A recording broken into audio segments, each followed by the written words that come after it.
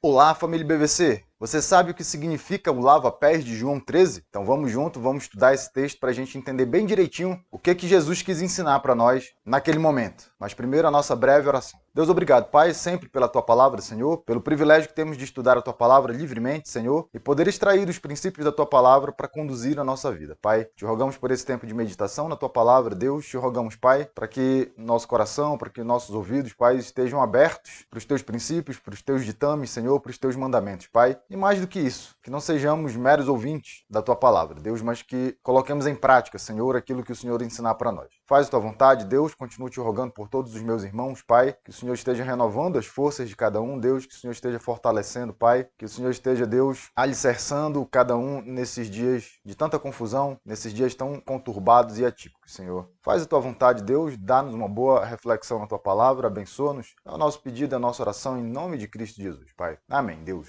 Essa cena do lava-pés está em João capítulo 13, do versículo 1 até o versículo 17. Nós vamos estudar esse texto, nós vamos olhar com um pouco mais de atenção para esses versículos de 1 a 17. E vamos olhar também para o versículo 34 e 35 no final, que faz parte aí também do capítulo 13, para a gente entender o que Jesus está dizendo lá nos versículos 34 e 35, já à luz do que a gente vai aprender nos versículos de 1 a 17. Então vamos ler o texto junto e a partir daqui a gente começa a fazer a nossa reflexão. Um pouco antes da festa da Páscoa, sabendo Jesus que havia chegado o tempo em que deixaria este mundo e iria para o Pai, tendo amado os seus que estavam no mundo, amou-os até o fim. Estava sendo servido o jantar, e o diabo já havia induzido Judas Iscariotes, filho de Simão, a trair Jesus. Assim, levantou-se da mesa, tirou sua capa e colocou uma toalha em volta da cintura. Depois disso, derramou água em uma bacia e começou a lavar os pés dos seus discípulos, enxugando-os com a toalha que estava em sua cintura. Chegou a Simão Pedro, que lhe disse: Senhor, vai lavar os meus pés? Respondeu Jesus: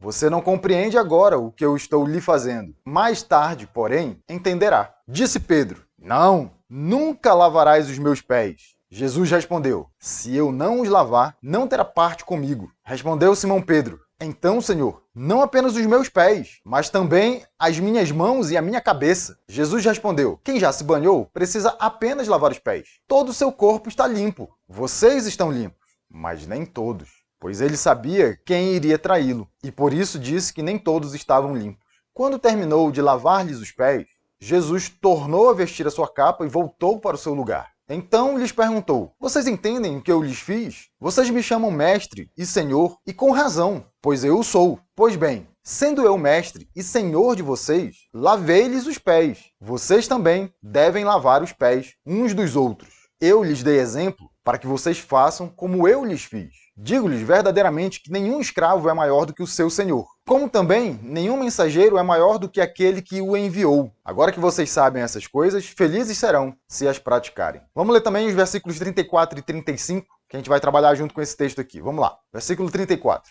Um novo mandamento lhes dou: amem-se uns aos outros. Como eu os amei, vocês devem amar-se uns aos outros.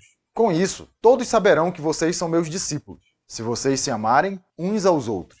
Então vamos lá, vamos analisar o texto. E olha só que interessante. Você percebe comigo que João ele poderia ter começado essa narrativa a partir do versículo 4, contando que Jesus ele se levanta da mesa, ele tira sua capa, ele coloca em volta da sua cintura uma toalha, ele derrama água na bacia e começa a lavar os pés dos discípulos. Mas preste atenção como é interessante, porque João ele decide acrescentar alguns elementos aqui nos versículos de 1 a 3 que vão fazer toda a diferença para aquilo que ele está tentando mostrar para nós, que era o ensinamento de Jesus. Olha só que legal. Sem esses elementos, dificilmente nós conseguiríamos perceber a profundidade e a riqueza dos ensinamentos aqui que Jesus está transmitindo para eles e que ele repassa para nós por meio do seu evangelho. Mas quando nós temos aqui os versículos de 1 a 3, os versículos de 1 a 3 eles dão essa cor para nós, eles trazem essas informações que vão nos auxiliar a entendermos o que Jesus ele está ensinando para os seus discípulos e também para nós. Então é importante a gente ver aqui os versículos de 1 a 3 e entendermos eles para a gente entender todo o restante da narrativa. Vamos ver junto aqui, versículos de 1 a 3. Um pouco antes da festa da Páscoa. Então o primeiro elemento importante aqui era a véspera da Páscoa e você tem que entender o que é a Páscoa na cabeça do judeu nos tempos de Cristo. Então você tem que olhar para o Antigo Testamento, você tem que olhar para Êxodo a partir dos capítulos 11, especialmente capítulo 12, que explica direitinho como é que funcionaria a Páscoa. E você tem que lembrar da 10ª praga que Deus ele realiza contra os egípcios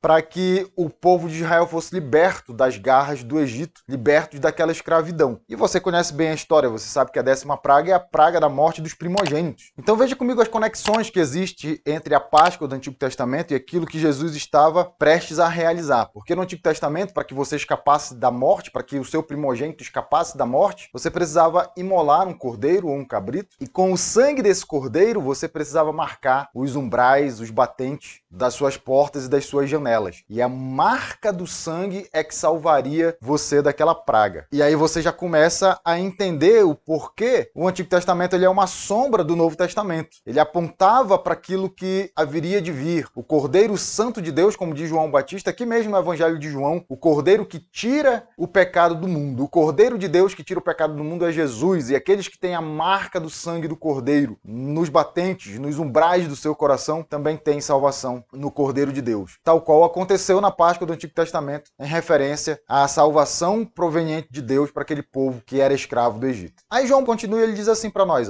sabendo Jesus que havia chegado o tempo em que deixaria este mundo e iria para o Pai. Primeira coisa importante aqui é o verbo saber, que aponta para uma consciência que Jesus de que a sua hora havia chegado. Gente, eu vou colocar então João 7:8 para você ver como essa expressão ela já apareceu antes no Evangelho de João. Se você olhar João 7:8, João ele escreve desse jeito aqui: vão vocês à festa. Eu ainda não subirei a esta festa, porque para mim ainda não chegou o tempo apropriado. Então, uma expressão que ela vai apontando para o andamento do ministério de Cristo até ele chegar no momento derradeiro da sua crucificação. Se você olhar mais lá para trás, para o capítulo 2, quando ele conversa ali com a sua mãe, e ela pede para que ele tome providências a respeito do vinho que havia acabado naquela festa de casamento, ele responde assim para ela, João 2:4. O que tenho eu contigo, mulher? A minha hora ainda não chegou. Então, um momento ali que apontava para o começo do seu ministério, para um ponto inicial, um ponto de partida, que revelaria Jesus como Messias. Aqui já é um momento em que aponta para o andamento, para o desenvolvimento do seu ministério. E por último, um pouquinho antes do capítulo 13, no capítulo 12, você já viu essa expressão também lá no versículo 23, João 12:23, Jesus ele diz da seguinte forma: Jesus respondeu, chegou a hora de ser glorificado o Filho do Homem. Então uma expressão que ela acompanha o desenvolvimento do ministério de Jesus até o momento da sua crucificação, com o momento derradeiro, com o momento da glorificação do Pai. E agora no capítulo 13 ele repete de novo isso. Sabendo Jesus que havia chegado o tempo em que deixaria esse mundo e iria para o Pai. Qual que é o aspecto importante outro aqui que nós temos? Que no caso de Jesus, saber que ele deixaria esse mundo e iria para o Pai significa passar pela cruz, significa passar pela crucificação, significa passar por esse momento em que era um momento de extrema humilhação, mas que no caso de Cristo também era um momento de maior glória, de maior glorificação e de maior exaltação e glorificação, inclusive ao nome de Deus, por conta da sua obediência essa irrestrita, obediência essa que vai até as últimas consequências para a glória e para a honra do seu Pai, para a glória e para a honra de Deus. E aí João ele acrescenta aqui um elemento que é importantíssimo para o nosso entendimento dessa narrativa do lava-pés. Quando ele diz assim,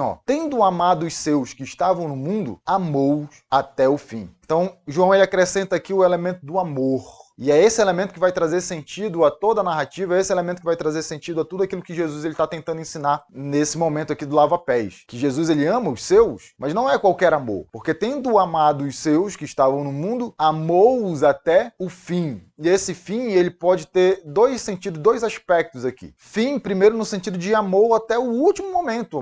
Amou até a sua morte na cruz. Amou até o momento derradeiro da sua vida. Então ele tem esse aspecto, como ele pode ter o aspecto também de amou de forma plena, ou seja, um amor completo, um amor integral. E de fato nós podemos ter então os dois sentidos aqui que se perfazem. Porque Jesus ele ama e ele ama até o momento derradeiro, ele ama até as últimas consequências, mas ele também ama de forma plena, ele também ama de forma completa, ele também ama de forma integral. O amor de Jesus é um amor perfeito pelos seus. E aí a gente não pode perder esse elemento de vista aqui no entendimento de todo o resto aqui da narrativa. Aí João ele acrescenta um outro elemento aqui no versículo 2, que também vai trazer um pouco de cor para o nosso entendimento, que é o seguinte elemento, é o elemento de Judas como traidor. Porque João ele diz assim, estava sendo servido o jantar e o diabo já havia induzido Judas Iscariotes, filho de Simão, a trair Jesus. Então olha só que coisa interessante, porque você vai ter na sequência do texto a narrativa do lava-pés. Você vai ter João descrevendo para nós o que Jesus ele fez ali ali em termos de serviço humilhante, em termos de um serviço de extrema humilhação. E ele revela para nós que entre essas pessoas que tiveram os seus pés lavados por Jesus, estava aquele que o iria trair. Então isso começa a causar uma certa tensão, isso começa até a nos confrontar em termos de manifestação de atitude de amor em relação ao nosso próximo. E o versículo 3 com coisas interessantes aqui também, porque olha o verbo saber voltando aí. Jesus sabia que o Pai havia colocado todas as coisas debaixo do seu poder e que viera de Deus e estava voltando para Deus. Gente, que aspecto interessante, porque você tem então o elemento do amor, o amor pleno, o amor completo de Jesus, o amor também que vai até o fim, que vai até as últimas consequências, que vai até o momento final, o momento derradeiro. Você tem entre aqueles que receberiam essa manifestação do amor de Jesus, um homem que iria traí-lo, um homem que iria entregá-lo aos líderes ali religiosos. E no versículo 3 você tem um terceiro elemento aqui, que é o elemento do poder. Jesus sabia, então Jesus ele tinha consciência de que o Pai tinha colocado todas as coisas debaixo do seu poder.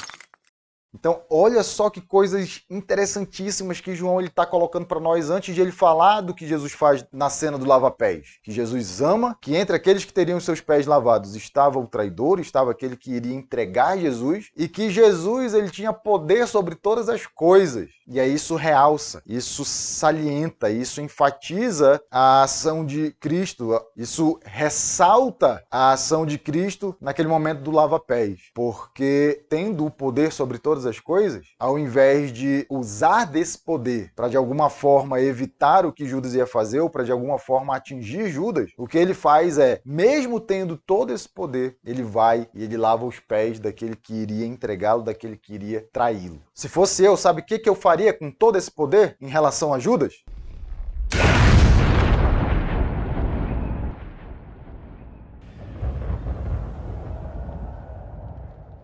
E no caso de Jesus, voltar para o Pai significa passar pela cruz, tá? Então você tem um outro aspecto aqui também muito interessante que a gente tem que aprender, são as lições profundas que esses textos trazem para nós. Que mesmo tendo todo esse poder, mesmo tendo todas as coisas debaixo do seu poder, Jesus ele obedece. Jesus ele não obedece por falta de opção. Jesus ele obedece porque a sua obediência ela é voluntária e ela é plena. Jesus ele obedece a Deus de forma completa, como o primeiro Adão não conseguiu fazer. E daí porque Deus ele é glorificado na obediência de Cristo, obediência essa que o leva à cruz para que os nossos pecados fossem pagos por esse Jesus. Lembra da Páscoa do Antigo Testamento? Daí é o Cordeiro de Deus tirando o pecado do mundo, derramando o seu sangue para que nós pudéssemos, pela marca do sangue de Cristo, pela marca do sangue do Cordeiro, aspergir esse sangue nos umbrais, nos batentes do nosso coração e sermos salvos, assim como aquele povo do Antigo Testamento também foi salvo, por possuir a marca do sangue do Cordeiro. E agora, sabendo essas coisas, fica mais fácil de entender a cena do lava-pés aqui. Versículo 4 e 5, você tem a descrição da ação em si, que é o lava-pés, né? Olha o que diz os versículos 4 e 5. Assim, Jesus levantou-se da mesa, tirou a sua capa, colocou uma toalha em volta da cintura, e o versículo 5, depois disso, derramou água numa bacia e começou a lavar os pés dos seus discípulos, enxugando esses pés com a toalha que estava na sua cintura. Então, é a descrição do que é o lava-pés. Jesus tirando a sua capa, Jesus colocando uma toalha, Jesus derramando água numa bacia, Jesus se dirigindo aos seus discípulos e passando por cada um deles, lavando os seus pés e enxugando esses pés com a toalha que estava na cintura. Gente, isso daqui deve ter sido impactante no último nível para aqueles discípulos, porque quando Jesus ele tira a capa e ele põe a toalha, aqueles discípulos eles já reconheceram a vestimenta porque era uma vestimenta de escravos domésticos, escravos que serviam no contexto da casa, no contexto do lar. E quando ele começa a lavar os pés, gente, que tensão, porque aquele serviço de lavar os pés, numa escala de subordinação,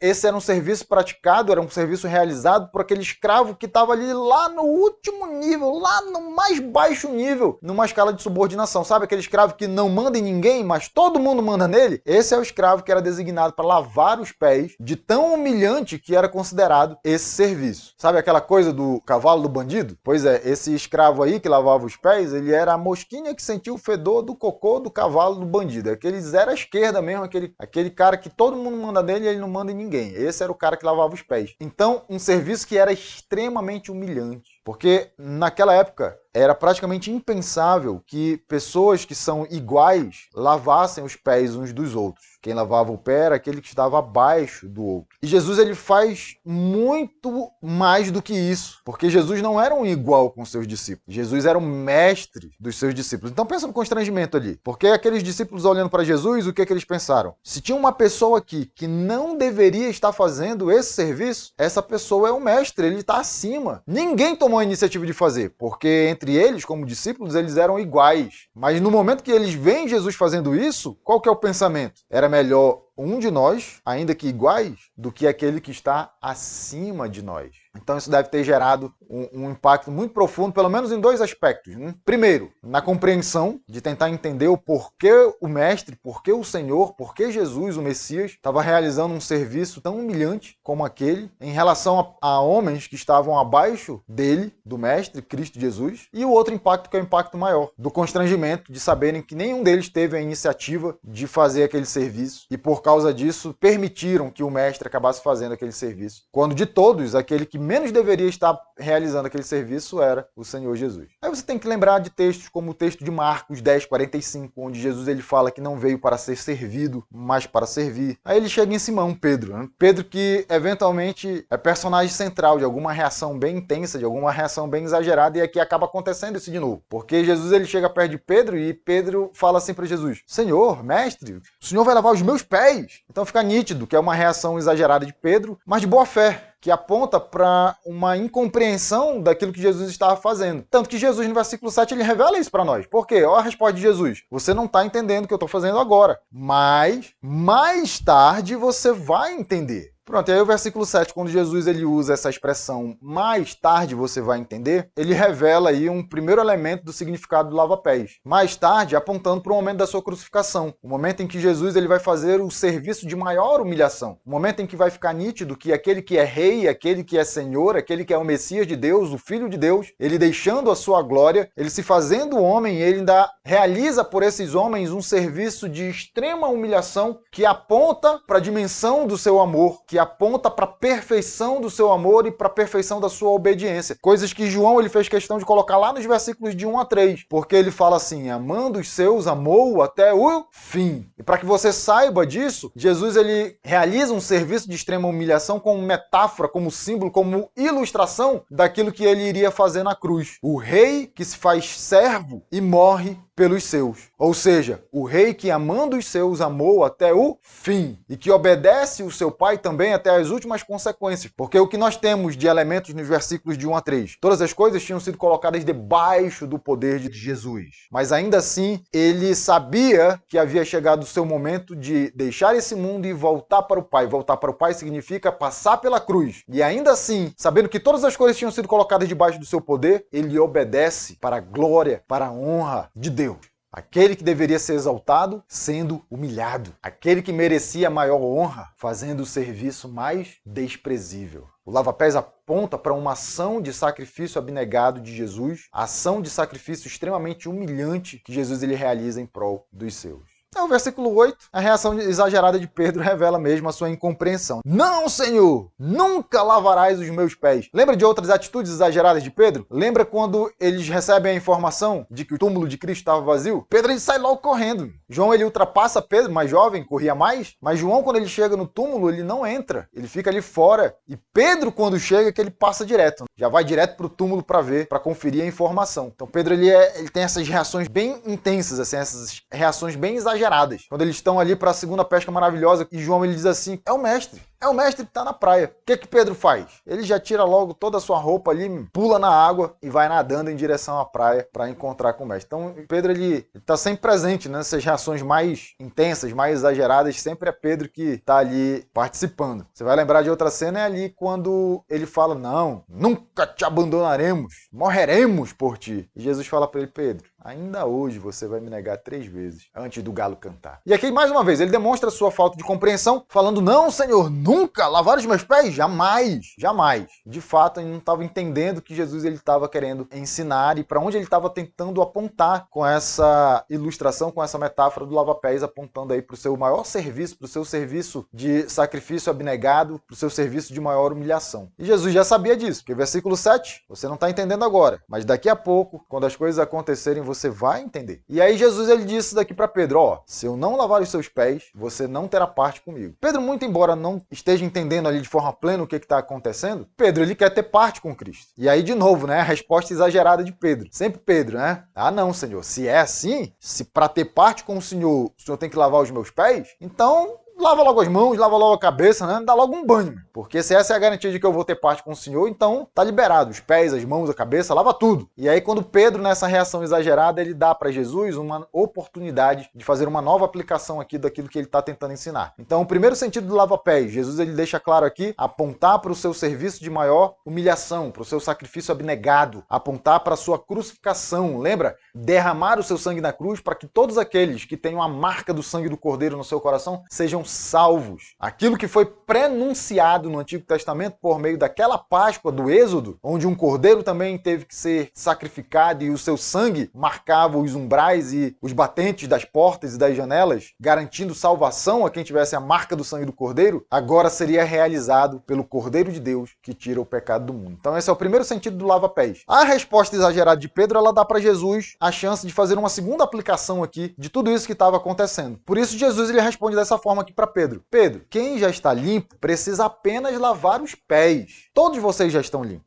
mas nem todos. Então temos coisas interessantes aqui que a gente precisa ver. Uma segunda aplicação desse texto, a oportunidade que Pedro ele dá para Jesus, agora falando de que aquelas pessoas que já foram purificadas, aquelas pessoas que já têm a marca do sangue do Cordeiro, aquelas pessoas que já garantiram a salvação por entender que Cristo Jesus é o Cordeiro de Deus que tira o pecado do mundo, elas já estão limpas. Não precisa mais tomar um banho de novo. O que é isso? Não existe segunda, terceira, quarta, quinta, sexta, sétima, décima salvação. A salvação ela acontece uma única vez e ela é necessária que aconteça uma única vez na vida do cristão. E nesse sentido, uma vez salvo, você precisa apenas lavar os pés. O que significa isso? 1 João 1,9. Se confessarmos os nossos pecados, ele é fiel e justo para nos perdoar os pecados e nos purificar de toda injustiça. Na jornada de vida cristã, ainda que você seja um salvo, ainda que você tenha marcado o seu coração com o sangue do Cordeiro de Deus que tira o pecado do mundo, ainda que esse sangue esteja lá nos umbrais do seu coração, você vai cometer tropeços, você vai cometer erros, você vai cometer pecados e você vai precisar pedir perdão por esses pecados. Então, a salvação, ela acontece uma única vez. Não é necessário uma segunda vez, uma terceira vez, uma quarta vez. O sangue do Cordeiro que tira o pecado do mundo, ele marca os umbrais do seu coração apenas uma vez. Mas na sua jornada de vida cristã, você vai cometer pecados, você vai cometer erros e você vai precisar reconhecer esses erros, você vai precisar se arrepender desses erros, você vai precisar confessar esses erros na certeza de que Cristo, ele continua purificando, ele continua limpando, ele continua lavando você desses erros, desses pecados, ele continua purificando você de toda e qualquer injustiça. Como? Pelo mesmo sangue que ele derrama na cruz no momento da sua crucificação. Então quem é salvo não precisa ser lavado de novo, mas precisa constantemente pedir perdão, confessar, se arrepender dos seus pecados. Só que o versículo 10, ele fala um negócio interessante, porque ele termina o versículo 10 dizendo assim, ó, vocês estão limpos, mas nem todos. E aí no versículo 11 você tem uma nota explicativa de João, porque ele vai fazer um acréscimo aqui para que a gente entenda o que Jesus ele quis dizer com nem todos. Então olha lá o versículo 11. Pois ele sabia quem iria traí-lo e por isso disse que nem todos estavam limpos. Então pronto, gente, se você tinha alguma dúvida aqui de que Judas, ele alguma vez, algum dia ele foi salvo, João está dizendo pra gente que não. No primeiro momento, o lava-pés significa, ele aponta para o sacrifício abnegado de Cristo, a demonstração, a manifestação do seu amor. Nunca esqueça o versículo 1 do capítulo 13. Amando, amou-os até o fim. Então o lava-pés apontando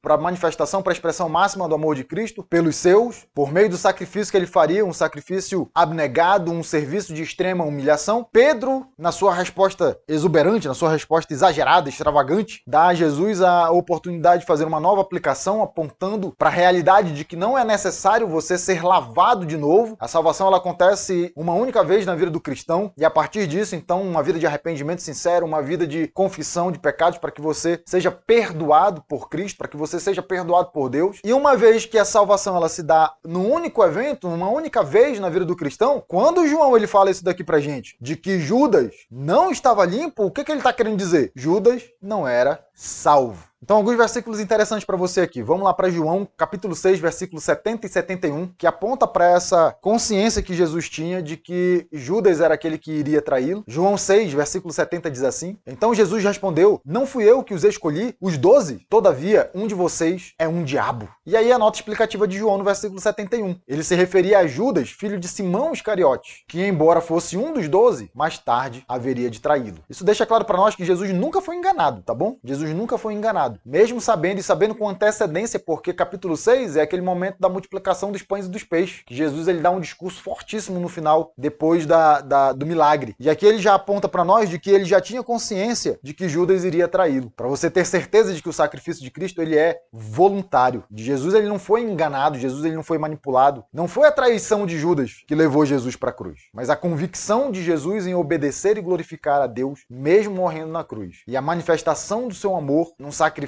abnegado, num serviço de extrema humilhação em prol daqueles que ele ama. Amando os seus, amou-os até o fim. E aí João 6,64, que ele diz assim, ó, olha lá o que está escrito em João 6,64. Contudo, há alguns de vocês que não creem, pois Jesus sabia desde o princípio quais deles não criam e quem o iria trair. Então pronto, esse versículo aqui para não deixar dúvidas. Jesus sabia desde o princípio, desde sempre, quais aqueles que não criam, e entre esses que não criam estava aquele que iria trair Jesus, Judas Iscariote, tá? Então Judas nunca foi lavado, capítulo 13 de João. Judas sempre foi contado entre aqueles que não criam, e Jesus sabia disso desde o princípio, ou seja, Judas nunca foi salvo.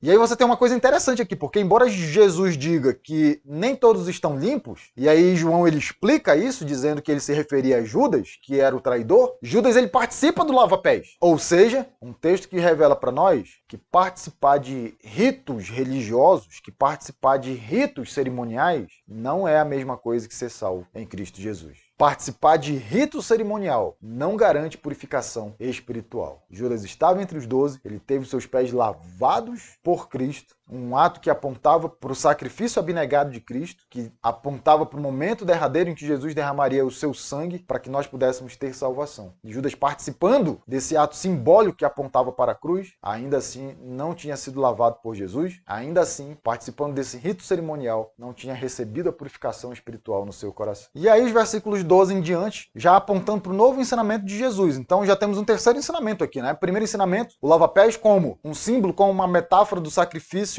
abnegado que Jesus realizaria em prol daqueles que ele ama. O serviço de extrema humilhação que Jesus realizaria, amando os seus até o fim, aponta para a realidade de que o cristão ele é lavado pela salvação proveniente do sangue de Cristo apenas uma vez. E aqui o terceiro ensino de Jesus a partir do versículo 12, que diz que quando ele termina de lavar os pés dos seus discípulos, ele coloca novamente a sua capa e ele volta para o seu lugar. Que sensacional o que João está dizendo aqui, porque ele está dizendo assim, ó, embora Jesus tenha deixado a sua glória, tenha se feito homem e tenha realizado um ato de sacrifício abnegado e de extrema humilhação em prol daqueles que ele amava, amando esses até o fim, ele não deixou de ser Deus, ele não deixou de ser quem ele é, ele volta para o seu lugar. Cara, que sensacional aqui o que João está falando, porque muitas vezes nós, como cristãos, nós temos dificuldade em realizar coisas que nós consideramos humilhantes, achando que nós vamos perder prestígio ou que nós vamos perder status ou qualquer coisa parecida. Quando Jesus, que é Deus, ele faz isso por nós e ele não deixa de ser Deus, ele não deixa de ser o Filho de Deus, ele não deixa de ser o Messias de Deus, ele não deixa de ser quem ele é por causa do serviço de extrema humilhação que ele realiza em favor daqueles que ele ama, por causa do sacrifício abnegado em favor daqueles que ele ama. Terminando de realizar o serviço, ele coloca de volta sua capa e ele volta para o seu lugar e ele faz uma pergunta para os seus discípulos: vocês entendem o que eu fiz agora? E aí Jesus ele vai usar uma dinâmica aqui do maior para o menor, porque ele diz assim: vocês me chamam de Senhor e de Mestre, e com razão, pois de fato eu o sou. Pois bem, se eu sendo Senhor e Mestre lavei os pés de vocês, então é isso agora que vocês precisam fazer. É isso agora que vocês precisam praticar. Vocês têm que lavar os pés uns dos outros. Meus irmãos, Jesus não está dizendo que nós temos que pegar uma bacia, encher ela de água, colocar uma toalha na cintura e sair lavando os pés uns dos outros. Sabe o que é que Jesus está ensinando? Que nós devemos realizar em favor dos nossos irmãos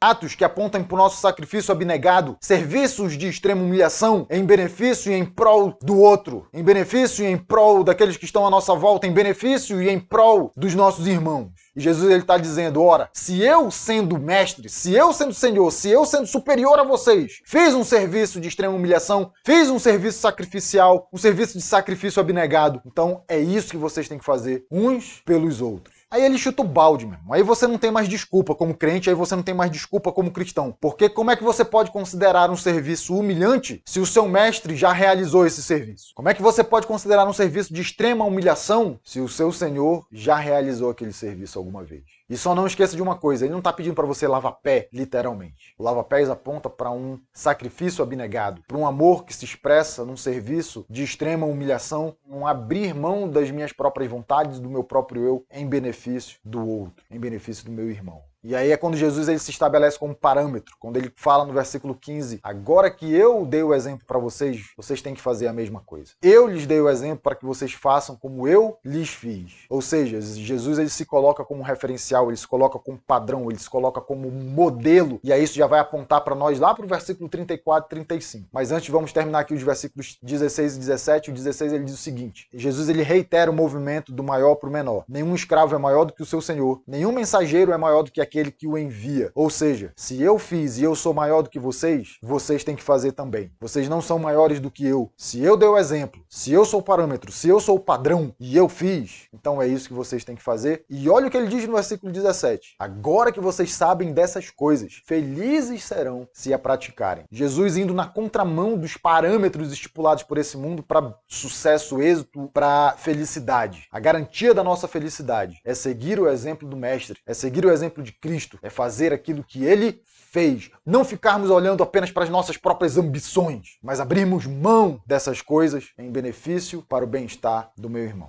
Fazer pelos outros aquilo que Jesus fez por nós. Um sacrifício que aponta para a nossa abnegação, para a nossa abdicação. Um sacrifício que é a expressão verdadeira e genuína de um amor sincero, de um amor autêntico que eu tenho pelos meus irmãos. Me levando, inclusive, à prática de serviços de extrema humilhação, em prol e em benefício do outro, em prol e em benefício do meu irmão. Meus irmãos, sabendo dessas coisas, nós vamos ganhar profunda compreensão acerca dos versículos 34 e 35, que diz o seguinte: novo mandamento lhes dou, amem-se uns aos outros. Olha só como a compreensão ela muda. O que Jesus está dizendo à vista de tudo que você aprendeu com o lava-pés? Amar uns aos outros é fazer pelo seu irmão aquilo que Jesus ele fez por você. Amar uns aos outros é praticar em prol do seu irmão serviços que podem ser inclusive de extrema humilhação para o benefício e para o bem-estar do seu irmão. Amar uns aos outros, com base no exemplo de Cristo, é realizar atitudes de sacrifício abnegado em prol do seu irmão. Porque é isso que ele vai dizer aqui no versículo 34. Amem uns aos outros. E qual é o parâmetro? Como eu os amei. Como foi que Jesus nos amou? Abrindo mão da sua própria vida e se deixando crucificar. E voluntariamente se sacrificando naquela cruz, derramando o seu sangue por nós. Então ele é o parâmetro, ele é o padrão. Não é isso que ele diz? Lá no versículo 15, eu lhes dei o exemplo para que vocês façam como eu lhes fiz. Então ele reitera aqui no versículo 34. Qual é o amor que eu quero que vocês tenham um pelos outros? O amor com o qual eu vos amei. Lembra o versículo 1? Amando os seus, amou até o